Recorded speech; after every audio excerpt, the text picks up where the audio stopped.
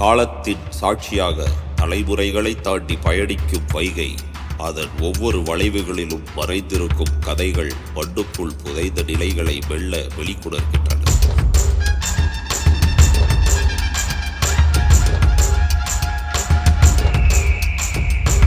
வாருங்கள் அந்த ரகசியத்தை திறக்கலாம்.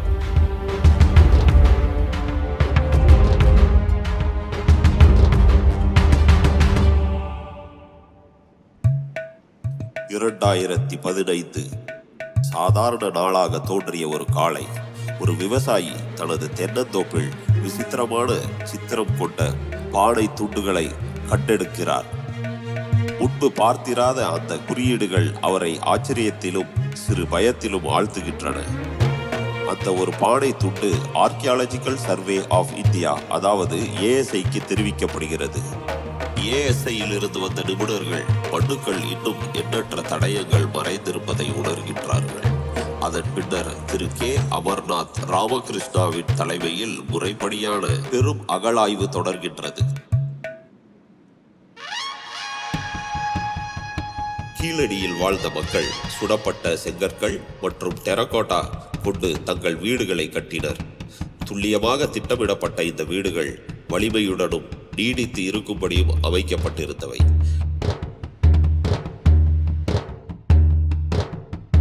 இதைத்தான் மதுரை களஞ்சியில் நல்லில் யாரு கடந்தென்ன வகனெடுந்தெருவில் என்று தமிழர்களின் கட்டட பொறியியல் பற்றி பெருமைப்படுத்தியுள்ளார்கள். ஒவ்வொரு வீட்டிற்கும் டெரகோட்டாவில் செய்யப்பட்ட வடிகால் குழாய்கள் இருந்தன.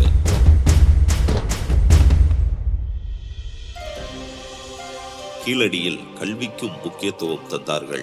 தொட்டடை தூறும் மணற்கேணி மாதர்க்கும் கற்றடை தூறும் அறிவு என்று திருக்குறளில் நம் தமிழர் கல்வி அறிவை சிறப்பித்துள்ளார்.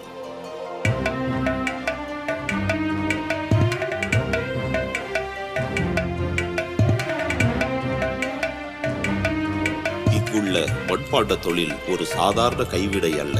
பெருமளவில் நடைபெற்ற உற்பத்தி, நகரங்களுக்கு இடையே நடந்த பரிவர்த்தனை,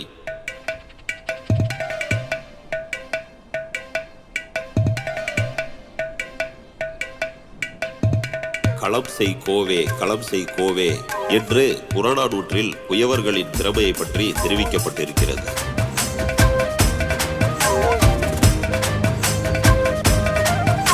இங்கிருந்த மக்கள் இயற்கை வண்ண சாயங்களில் நிபுணர்கள்.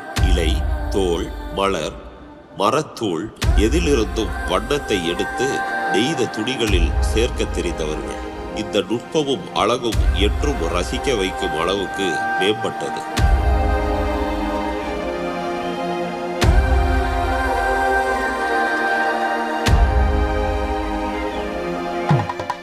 விவசாயம். அவர்கள் நெல் மற்றும் கேழ்விறகு வகை தானியங்களை பெருமளவில் பயிரிட்டனர். கரை நிலம், நீர்நிலைகள், காலநிலை எதையும் கணக்கிட்டு திட்டமிட்ட அவர்கள் வளமான விவசாயமே தூரத்தில் இருந்து மக்கள் வந்து குடியேற காரணமானது.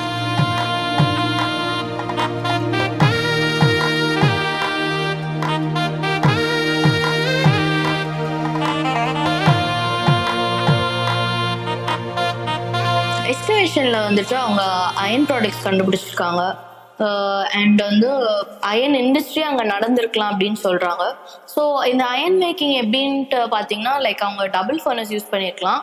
அதில் வந்து கோல், அப்புறம் வைக்கோல், அயன் ஓர், இது மூணுத்தையும் போட்டு எரிக்கும் போது தான் நம்மளுக்கு வந்து அயன் கிடைக்கிது. இந்த அயனை வந்து திருப்பியும் வந்து அவங்க ஹீட் பண்ணுவாங்க. நல்லா ஹீட் பண்ணிவிட்டு அதுக்கப்புறம் அவங்க வந்து அவங்களுக்கு வேண்டிய ஷேப்புக்கு வந்து அவங்க வந்து அதை மேக் பண்ணிப்பாங்க. அதுக்கப்புறம் அவங்க அந்த கல்லில் தேய்ச்சி அதை ஷார்ப் பண்ணுறதெல்லாம் பண்ணுவாங்க. ஸோ இந்த மாதிரி நிறைய ஐட்டம்ஸ் வந்து அவங்க கண்டுபிடிச்சிருக்காங்க. இதை வந்துட்டு அவங்க பண்ணி வெளியே கூட எக்ஸ்போர்ட் பண்ணியிருக்கலாம்னு சொல்கிறாங்க ஆர்கியாலஜிஸ்ட். இங்கு இரும்பு தொழிலில் உயர்ந்த தொழில்நுட்பத்துடன் இரட்டை அடுக்கு டெரகோட்டா உலைகளை பயன்படுத்தி இரும்பு மற்றும் பிற விலைமதிப்புள்ள உலோகங்களையும் உருக்கும் அளவுக்கு வெப்பத்தை உருவாக்கினார்கள்.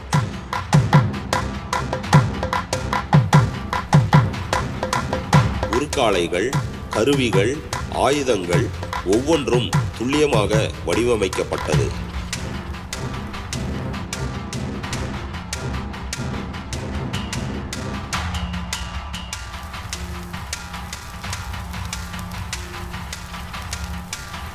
Understand Keeladi's economy through archaeological finds such as pottery with symbols, weaving tools like loom weights, terracotta artifacts, and iron tools, and bead making remains.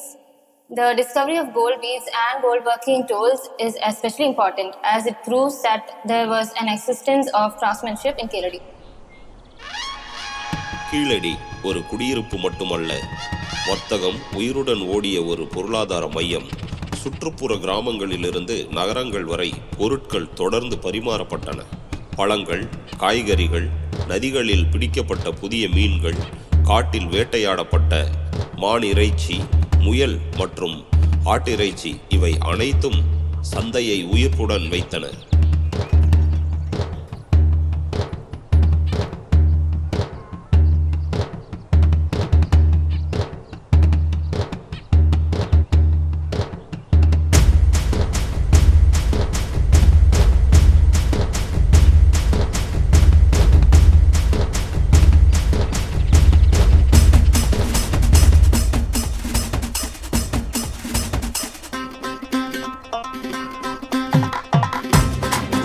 பகுதிகளில் சிறுவர்கள் தெருக்களில் பம்பரம் சுழற்றுதல், பாண்டி விளையாடுதல் போன்ற பாரம்பரிய விளையாட்டுகள் இவை அனைத்துமே ஒரு உயிருள்ள சமூகத்தின் அடையாளம்.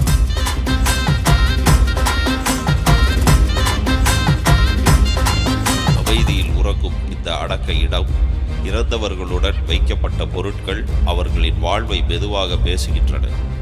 கல் நினைவு சின்னங்கள் காலத்தை தாண்டி நிலைக்கும் நினைவுகளாக நிற்கின்றன. கீழடியின் உயிர் நாடி அது வைகை நதி நீரோட்டம் மட்டுமல்ல, அந்த நதி மக்கள் வாழ்க்கையும் அவர்களின் கலாச்சாரத்தையும் வடிவமைத்தது. வைகை கரையில் மீனவர்கள் மீன் பிடிக்க, பெண்கள் நீராட, அனைத்தும் கீழடியின் நாளாந்த துடிப்பு.